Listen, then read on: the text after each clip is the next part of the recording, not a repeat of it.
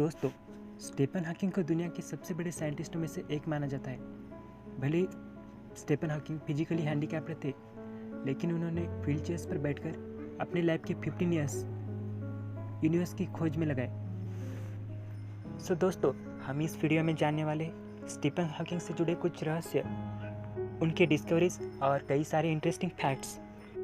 दोस्तों, जब school life की बात आती है तो स्टीफन एक मेडिकल स्टूडेंट थे। स्टीफन हॉकिंग को फिजिक्स में इंटरेस्ट था, लेकिन जब बायोलॉजी की बात आती है तो उन्हें बायोलॉजी बहुत डिफ़िकल्ट लगती थी। दोस्तों, मॉडर्न मेडिकल साइंस के फादर कहे जाने वाले गैलिलियो गैलीली के बर्थ के 300 साल बाद 8 जनवरी 1942 को स्टीफन हॉकिंग का जन्म हुआ था। वे मानते थे कि साइंस ही उनका डेस्टिनेशन है। उनका कहना था कि उन्हें मौत से डर नहीं लगता, बल्कि उनको लाइफ को और हैप्पीली जीने के लिए इंस्पायरेशन मिलती है। और साथ ही उन्होंने ये भी कहा दोस्तों कि ह्यूमन ब्रेन एक कंप्यूटर की तरह है, और जब इसके कंपोनेंट्स ख़राब हो जाते हैं तो ये वर्क करना बंद कर देता है। दोस्तों, स्टीफन हॉकिंग की जब टीनेज की बात आती है तो उनके सारे फ्रेंड्स उन्हें आइंस्टाइन बुलाया करते थे, क्योंकि वे छोटी मोटी चीज़ें ब्रेक करके नए गैजेट्स और इंस्ट्रूमेंट बनाया करते। इतना ही नहीं दोस्तों, क्या आप जानते हैं स्टीफन जब 21 साल के थे तभी डॉक्टरों ने कहा था कि वह सिर्फ 2 साल जिएंगे। और दोस्तों, आपको बता दें कि आप ये जानकर सरप्राइज होंगे, लेकिन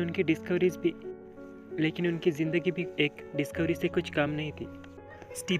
स्टीफन जब 21 साल की उम्र के थे तो उन्हें ALS अमायोट्रोफिक लैटरल स्क्लेरोसिस नाम की सीरियस बीमारी हुई थी, यानी ये एक टाइप का न्यूरॉन मोटर डिसीज़ है।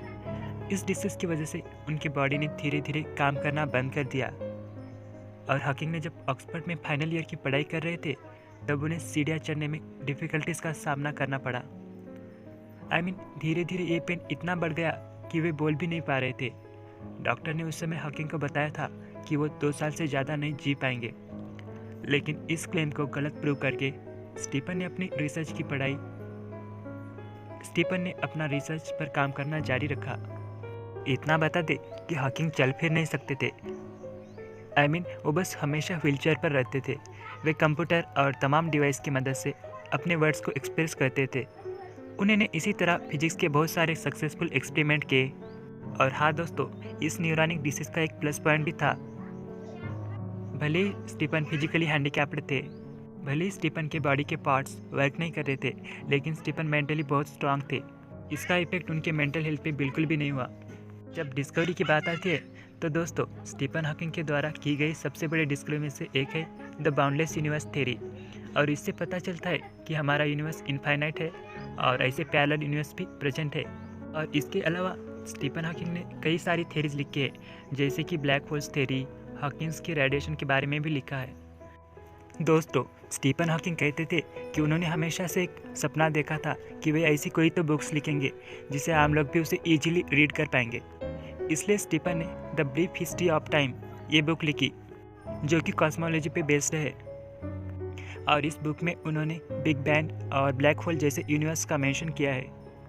और दोस्तों, इतना ही नहीं, स्टीफन हॉकिंग के द्वारा लिखी गई ये book the brief history of time, जिसने दुनिया भर के विज्ञान जगत में तहलका मचा दिया। और दोस्तों, इतना ही नहीं, ये बुक ब्रिटिश संडे टाइम की लिस्ट में 237 वीक तक पड़ी रही। एंड बिकॉज ऑफ दैट इस बुक की 1000 करोड़ से भी ज़्यादा कॉपीज सोल्ड आउट हो चुकी थी।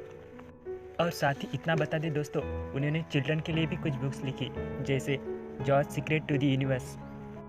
तो दोस्तों, इमेजिन करो, अगर एक फिजिकली हैंडीकैप्ड इंसान इतने सारे डिस्कवरीज कर सकता है, इस यूनिवर्स को डिस्कवर कर सकता है, तो एक नॉर्मल इंसान क्या कुछ नहीं कर सकता। तो friends, thank you for your valuable time, and I hope and I believe that you find this video useful.